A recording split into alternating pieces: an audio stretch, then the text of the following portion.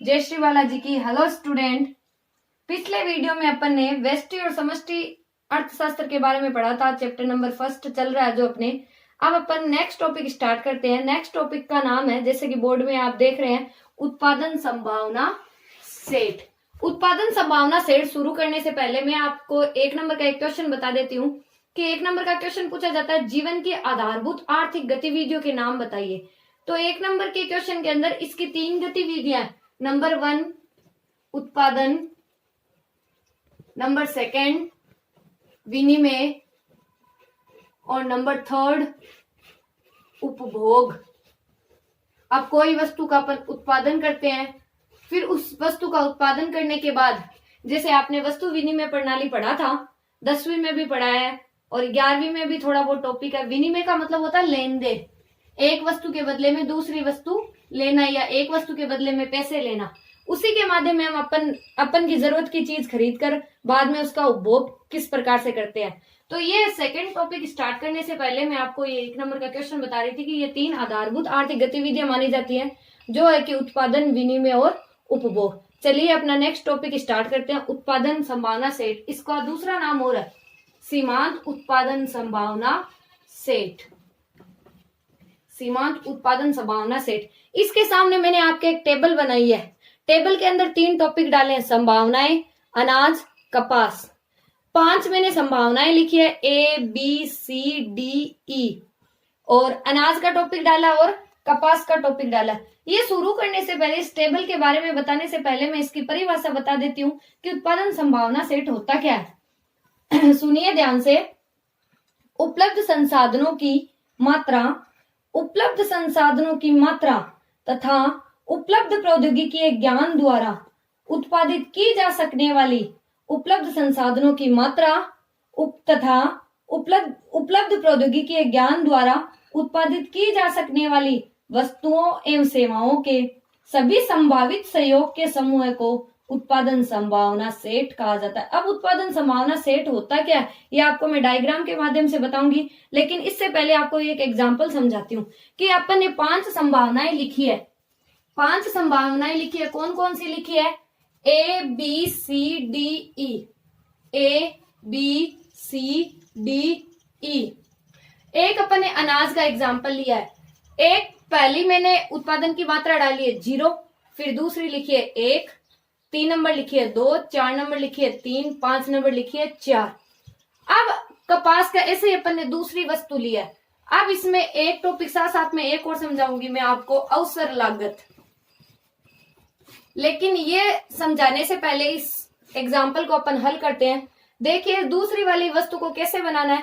जैसे पहली वाली वस्तु में अपन ने 0 इकाई ली है, वैसे अंतिम वाली वस्तु में अपन को 0 इकाई लेना है। ये एक मानने के तौर पे है, माना गया एग्जाम्पल है, 0 लेना है। 0 से फिर आपने 11वीं के अंदर संचयी बारंबारता पढ़ी है, तो आपको क्रॉस जोड़ना है। 0 और 4 4, 4 3 7, 7 2 9, 9 1 10।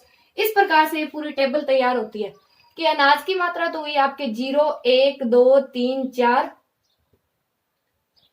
कपास की मात्रा हुई आपके 10 9 7 4 0। अब अपन को इसको एक डायग्राम के द्वारा समझते हैं कि संभावनाएं, अनाज, कपास, उत्पादन संभावना सेट होता क्या है। जैसे कि मैंने आपको परिभाषा बताई थी कि उपलब्ध प्रौद्योगिकी ज्ञान द्वारा उत्पादित की जा सकने वाली सभी वस्तुओं एवं सेवाओं के वित्तीय सहयोग के समूह को उत्पादन संभावना सेट कहा जाता है। कि उपलब्ध प्रौद्योगिकी ज्ञान द्वारा सारी वस्तुएं उपलब्ध करवा दी गई, फिर एक वस्तु की और मात्रा करवा दी, दूसरी वस्तु की मात्रा करवा दी, इन सब के सहयोग हो जाएगा, इन सबको एक साथ में अपन दर्शा देंगे। उस सेट को क्या बोला जाता है? उत्पादन संभावना सेट कहा जाता है। चलो मैं इसको आपको डायग्राम के द्वारा बताती हूँ। जैसा कि अपन टेबल देख रहे थे, अनाज, कपास, A B C D संभावनाएं देखी, फिर मैंने आपको 2 टेबल के अंदर अपन ने माने गए जो मान लिए थे। अब इसका अपन डायग्राम बनाते हैं। डायग्राम के दौरान आपको 11th में मैंने बताया था, 11th में आपने देखा ही होगा, इस रेखा को कौन सी रेखा बोला जाता है? इस रेखा को क्षैतिज रेखा, एक्स एक्स रेखा, इसको लंबवत रेखा, वाई एक्स रेखा। अब इस साइड अपन नीचे लिखेंगे अनाज, इस साइड लिखेंगे अपन कपास। अनाज की मात्रा दी हुई अपने 0, 1, 2, 3, 4। कपास की मात्रा अपने पास 0, 4, 7, 9, 10। तो अपन ने 2-2 का अंतर ले लिया। आप 5-5 का भी ले सकते हो, 3-3 का भी ले सकते हो, 1-1 का भी ले सकते हो। तो 2 का आसान है, सारे के सारे मान इसमें आ जाएंगे। अब चलिए बनाते। 0 पे कितने हैं? 0 पे लिखा हुआ है 10, ये 0 पे 10। फिर 1 पे 9, 8 और 10 के बीच में 9, ये लगा दिया मैंने 9। चलिए लाइन खींच लीजिए, 9। फिर 2 पे कितना है? 7, तो 6 और 7 के बीच में अपन ले लेते हैं यहां पर बीच में, ये 7। फिर 3 पे कितना है? 3 पे है ये 4, ये अपन ले लिया 4। फिर 4 पे कितना है? 4 पे अपन ने 0 पे 1 पे लिया था, 0 पे था अपने 10, 1 पे था अपने 9, 2 पे था अपने 7, 3 पे था अपने 4 और 4 पर है 0। ये अपन ने बनाया है डायग्राम, जिसमें अपन ने लिखा था 0, 1, 2, 3, 4। फिर अपन ने 0 पे ले लिया था अपन ने 10, 1 पे लिया था अपन ने 9, 2 पे लिया था अपन ने 7, 3 पे अपन ने लिया था 4 और 4 पे लिया था 0। अब इनको एक रेखा के माध्यम से मिला दो।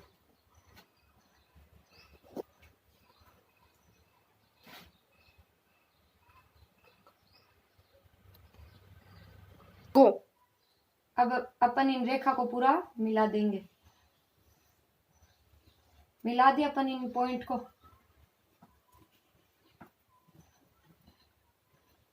ये अपना बन गया उत्पादन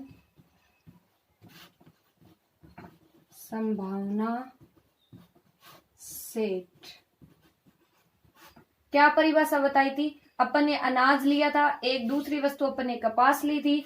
अनाज की अपनी इकाइयां थी 0, 1, 2, 3, 4 और कपास की अपनी इकाइयां थी 0, 4, 7, 9, 10, जो कि अपन ने इसको एक डायग्राम रेखा चित्र द्वारा इसको समझा दिया। अब इसकी मैं परिभाषा आपको क्या बता रही थी कि उपलब्ध संसाधनों की मात्रा तथा उपलब्ध प्रौद्योगिकी ज्ञान द्वारा उत्पादित की जाने वाली सभी वस्तुओं एवं सेवाओं के संभावित सहयोग के समूह को उत्पादन संभावना सेट कहा जाता है। उपलब्ध प्रौद्योगिकी ज्ञान द्वारा उत्पादित की जाने वाली मात्रा, संसाधनों की मात्रा तथा प्रौद्योगिकी ज्ञान द्वारा उत्पादित की जाने वाली वस्तुएं, इन दोनों के सहयोग को द्वारा मिलाने पे जो सेट बनाया जाता है, उस सेट को क्या बोला जाता है? उत्पादन संभावना सेट। मैं आपको परिभाषा बोल रही हूं, आप नोटबुक में नोट कर लीजिए, आराम से डायग्राम बना लीजिए और टेबल बना लीजिए और परिभाषा को नोट कीजिए।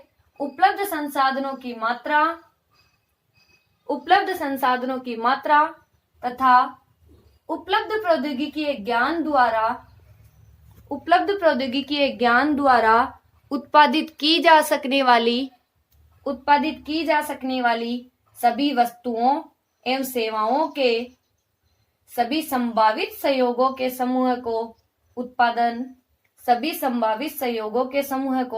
उत्पादन संभावना सेट कहा जाता है। ये बहुत ही अच्छा क्वेश्चन है, एग्जाम में पूछने के लायक है, इंपॉर्टेंट क्वेश्चन है।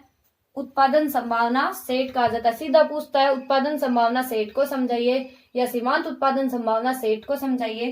तो उपलब्ध प्रौद्योगिकी ज्ञान द्वारा उत्पादित की जाने वाली सभी वस्तुएं एवं सेवाओं के संभावित सहयोग के समूह को क्या बोला जाता है? उत्पादन संभावना सेट। फिर आप इस रेखा चित्र की आप नीचे रचना भी कर सकते हो। दिए गए रेखा चित्र में एक्स एक्स पे हमने अनाज लिखा, वाई एक्स पे अपन ने कपास लिखा। जब अनाज की मात्रा 0 थी तब हमारे कपास की मात्रा 10 थी। फिर अनाज की मात्रा बढ़ के 1 हुई तो हमारे कपास की मात्रा कम होके कितनी होगी? 9 हो गई।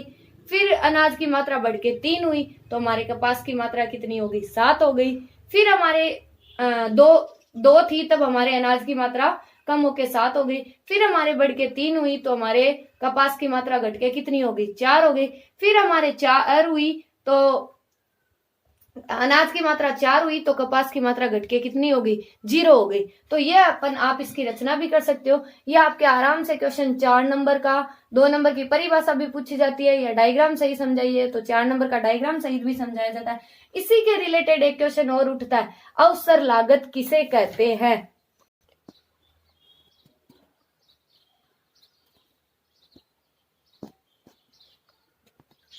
चलिए उत्पादन संभावना सेट से रिलेटेड एक टॉपिक और है अपने अवसर लागत। अवसर लागत की आपको मैं परिभाषा बताती हूँ। यदि किसी वस्तु की एक से अधिक मात्रा प्राप्त करना चाहते हैं तो दूसरी वस्तु की कुछ मात्रा का त्याग करना होगा, उसे अपन अवसर लागत कहते हैं। कि अगर एक वस्तु की अधिक मात्रा प्राप्त करने के लिए दूसरी वस्तु की कुछ मात्रा का त्याग करना पड़े तो इसे कौन सी लागत कहा जाता है? अवसर लागत कहा जाता है। देखिए जैसे अनाज के अंदर पहले अनाज की इकाई थी 0, फिर अनाज की अपन ने इकाई प्राप्त की 1, तो अनाज की मात्रा बढ़ के कितनी प्राप्त की अपन ने 1। लेकिन पहले जब हमारे अनाज की इकाई थी 0 तब हमारे कपास की मात्रा कितनी थी? 10।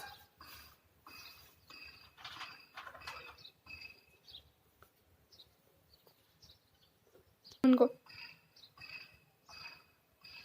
जब हमारे अनाज की मात्रा 0 थी तब हमारी कपास की मात्रा कितनी थी? 10। जब हमने अनाज की मात्रा प्राप्त करनी चाहिए 1 तो बढ़ के +1 हुई तो हमारे कपास की मात्रा कम होके कितनी होगी? -1। जो ही अपन ने वापिस मात्रा प्राप्त करनी चाहिए तो 0 से 2 हुई तो हमारे अनाज की मात्रा घट के कितनी होगी? -2।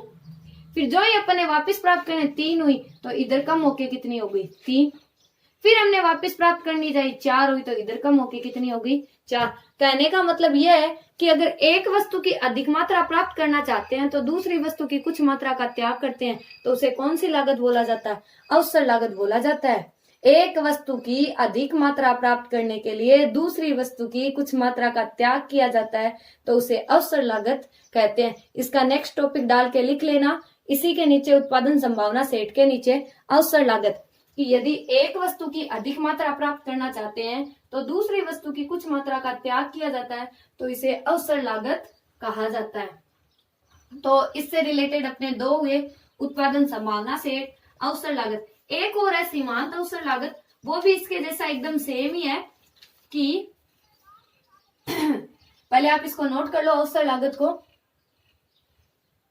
एक वस्तु की अधिक मात्रा प्राप्त करने के लिए दूसरी वस्तु की कुछ मात्रा का त्याग।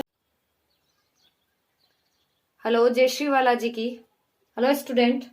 पिछला वीडियो कुछ कारणवश रुक गया था तो अपन टॉपिक चल रहा था उत्पादन संभावना सेट, उसके नीचे चल रहा था अपना अवसर लागत। तो अवसर लागत की मैं आपको परिभाषा बता रही थी कि एक वस्तु की अधिक मात्रा प्राप्त करने के लिए दूसरी वस्तु की कुछ मात्रा का त्याग किया जाता है तो उसे कौन सी लागत बोला जाता है? अवसर लागत। कि एक वस्तु की अधिक मात्रा प्राप्त करने के लिए दूसरी वस्तु की कुछ मात्रा का त्याग किया जाता है तो उसे अपन बोलते हैं अवसर लागत। साथ साथ में मैंने पिछले वीडियो में मैं आपको बता रही थी कि इसी के रिलेटेड अपन एक उत्पादन संभावना सेट पढ़ा, दूसरा अपन अवसर लागत पढ़ रहे थे। इसी से रिलेटेड है एक सीमांत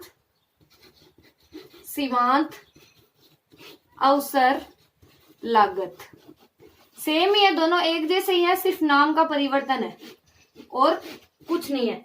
सीमांत अवसर लागत की भी आप सुन लो कि उत्पादन के लिए संसाधनों को एक वस्तु के उत्पादन से हटाकर दूसरी वस्तु के उत्पादन की ओर मोड़ते हैं तो संसाधनों में एक वस्तु की अतिरिक्त उत्पादन मात्रा को बढ़ाने के लिए दूसरी अन्य वस्तु की उत्पादन मात्रा में कमी करनी पड़ती है तो उसे सीमांत अवसर लागत कहा जाता है। कि एक अतिरिक्त मात्रा का उत्पादन बढ़ाने के लिए दूसरी वस्तु की उत्पादन में कमी की जाती है तो कमी की गई मात्रा है जो प्रथम वस्तु की सीमांत अवसर लागत कहलाती है। कहने का तात्पर्य यह है कि एक वस्तु की अतिरिक्त मात्रा प्राप्त करने के लिए दूसरी वस्तु की कुछ मात्रा का त्याग करना पड़ता है तो उसे सीमांत अवसर लागत कहते हैं। अवसर लागत जैसी परिभाषा है लेकिन एक लाइन अतिरिक्त जोड़ी है इसमें। एक वस्तु की अतिरिक्त इकाई प्राप्त करने के लिए दूसरी वस्तु की कुछ मात्रा का त्याग करते हैं, जो त्यागी गई मात्रा है वो क्या कहलाती है? सीमांत अवसर लागत कहलाती है। कि एक वस्तु की अतिरिक्त मात्रा प्राप्त करने के लिए दूसरी वस्तु की कुछ मात्रा का त्याग कर देते हैं तो वो त्यागी गई मात्रा सीमांत अवसर लागत कहलाती है। जैसा कि आप टेबल में देख रहे हैं तो आप तीनों टॉपिक नोट करना, पहला उत्पादन संभावना सेट, दूसरा अवसर लागत और तीसरा सीमांत अवसर लागत। साथ साथ में सीमांत अवसर लागत की भी आप परिभाषा लिख लो हेडिंग डाल के कि एक वस्तु की अतिरिक्त मात्रा का उत्पादन बढ़ाने के लिए एक वस्तु की अतिरिक्त मात्रा का उत्पादन बढ़ाने के लिए दूसरी वस्तु के उत्पादन में की गई कमी की मात्रा प्रथम वस्तु की दूसरी वस्तु के उत्पादन में की गई कमी की मात्रा प्रथम वस्तु की सीमांत अवसर लागत कहलाती है। प्रथम वस्तु की सीमांत अवसर लागत कहलाती है कि एक वस्तु की अतिरिक्त इकाई की मात्रा बढ़ाने के लिए दूसरी वस्तु की कुछ मात्रा का त्याग कर देते हैं या दूसरी वस्तु की मात्रा में कमी कर देते हैं, तो वो कमी की गई मात्रा कौन सी लागत कहलाती है? सीमांत अवसर लागत। तो ये अपना अर्थशास्त्र का दूसरा टॉपिक कंप्लीट हुआ था। उत्पादन संभावना सेट, अवसर लागत, सीमांत अवसर लागत। तो कमी की गई मात्रा को अपन क्या बोलते हैं? सीमांत अवसर लागत। तो ये दूसरा टॉपिक, पहला टॉपिक अपन ने पढ़ा था व्यष्टि और समष्टि अर्थशास्त्र, दूसरा अपन ने पढ़ा था उत्पादन संभावना सेट। इसी के साथ साथ में मैंने छोटे छोटे आपको क्वेश्चन भी बताए थे। उन छोटे छोटे क्वेश्चन के साथ उत्पादन संभावना सेट के साथ जुड़ गया था अवसर लागत। फिर साथ साथ में अगला टॉपिक जुड़ गया था सीमांत अवसर लागत।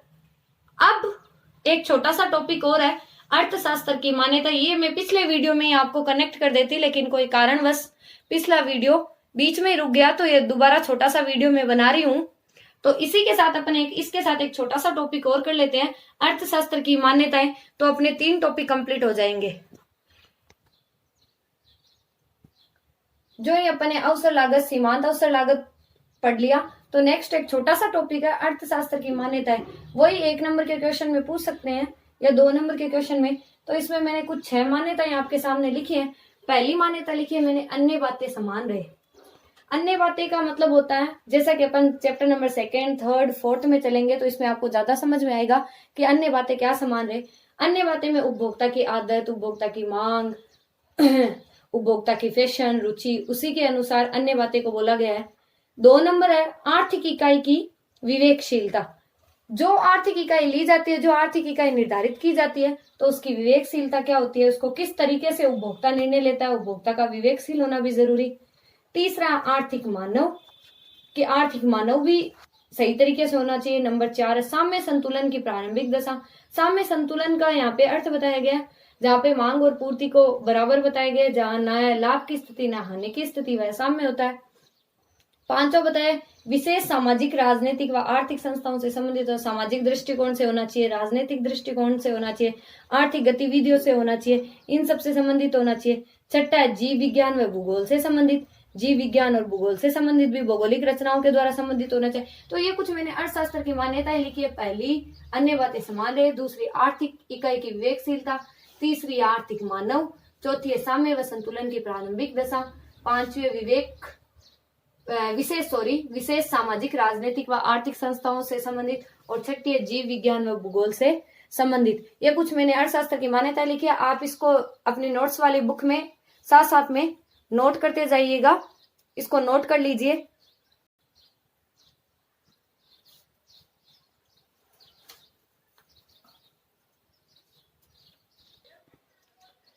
तो ये थी अपने अर्थशास्त्र की मान्यताएं। तो अपन छोटे मोटे मिला के अपन ने 4 टॉपिक कर लिए। सबसे पहला अपन ने व्यष्टि और समष्टि पढ़ा था। फिर सेकंड मैंने आपको उत्पादन संभावना सेट, अवसर लागत, सीमांत अवसर लागत, अर्थशास्त्र की मान्यताएं हैं। अपन लॉकडाउन की स्थिति में सही से अध्ययन कर पा रहे हैं, तो आप नोट्स भी साथ में लिखते जाइए और इनको वापस, जैसे आप वीडियो से समझते हैं वैसे ही वापस आप खुद भी इनको पढ़ा करें और समझिएगा। डायग्राम को दोबारा बना के देखिएगा, टेबल बनाइए और इनको साथ साथ में याद करते जाइए। आपके लॉकडाउन की स्थिति में भी धीरे धीरे सारे चैप्टर क्लियर हो जाएंगे और नोट्स भी बनते जाएंगे। मैं बीच बीच में आपको छोटे क्वेश्चन बता रही हूँ और साथ साथ में लिखवाती भी जा रही हूँ। और आपको जो ही अपना चैप्टर कंप्लीट हो जाएगा, फर्स्ट वाला अर्थशास्त्र का परिचय, तो मैं आपको इसके लास्ट में और छोटे क्वेश्चन लिखवा दूंगी। तो इसी के साथ चलिए बाय। अपन कल नेक्स्ट वीडियो अपन अर्थव्यवस्था की केंद्रीय समस्याएं या अर्थशास्त्र की केंद्रीय समस्याएं, तो अपन नेक्स्ट अपन अर्थव्यवस्था की केंद्रीय समस्याएं पढ़ेंगे अगले वीडियो में। ओके स्टूडेंट, चलिए बाय। ध्यान से पढ़िएगा, स्टे होम, स्टे सेफ, ध्यान रखिएगा, घर से बाहर निकलना नहीं है।